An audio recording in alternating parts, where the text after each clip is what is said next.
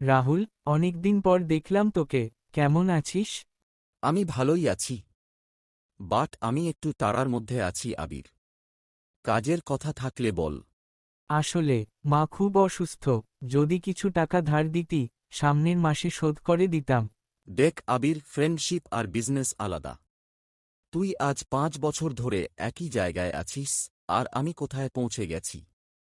অযোগ্য মানুষকে সাহায্য করা আমার স্বভাব না। হ্যালো। হ্যাঁ, আমি রাহুল বলছি। কি? মায়ের অ্যাক্সিডেন্ট? আমি আসছি। মিস্টার রাহুল, আপনার মা এখন বিপদমুক্ত। ভাগ্য ভালো, একজন লোক ওনাকে সঠিক সময়ে হাসপাতালে নিয়ে এসে নিজের রক্ত দিয়ে বাঁচিয়েছেন। আবির, তুই এখানে? মাসিমাকে রাস্তায় পড়ে থাকতে দেখে আর ঠিক থাকতে পারলাম না রে।